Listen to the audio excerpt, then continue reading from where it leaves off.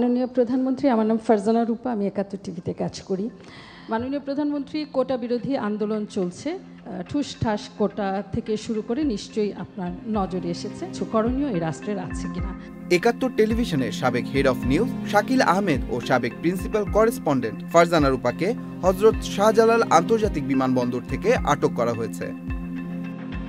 বৈষম্য বিরোধী ছাত্র আন্দোলনের সময় তাদের অবস্থান ছিল বিতর্কিত। অভিযোগ আছে, বিভিন্ন সময় আওয়ামী লীগ সরকারের পক্ষ অবলম্বন করতে দেখা যায় এই সাংবাদিক দম্পতিকে।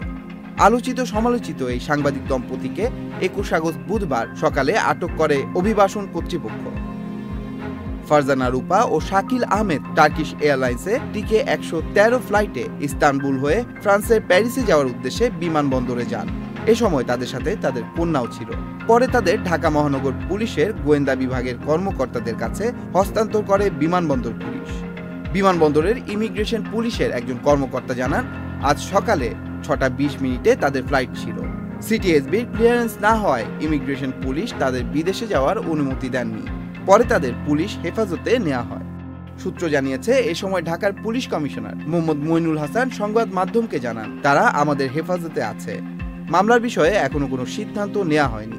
গণ আন্দোলনের মুখে ৫ আগস্ট শেখ হাসিনার পতনের পর বৈষম্য বিরোধী ছাত্র আন্দোলনের পক্ষে ১০ আগস্ট জাতীয় প্রেস ক্লাবের ভারপ্রাপ্ত সভাপতি ও ভারপ্রাপ্ত সাধারণ সম্পাদককে পাঠানো চিঠিতে পুলিশ ও আওয়ামী লীগকে মদদ এবং উস্কানির দায়ে এই দুই সাংবাদিক সহ আরও সাংবাদিকদের নিষিদ্ধ করার দাবি জানানো হয়।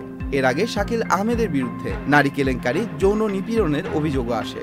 ৮ আগস্ট ৭১ টেলিভিশনের ব্যবস্থাপনা পরিচালকের পক্ষে মুস্তফা আজাদের সই করা এক বিজ্ঞপ্তিতে ফারজানা রূপা ও শাকিল আহমেদকে অব্যাহতি প্রদান করা হয়। Tanmoy Mahmud, channel I online. প্রিয় নম্বর সেট করে বিকাশে সেন্ড মানি করুন ফ্রি।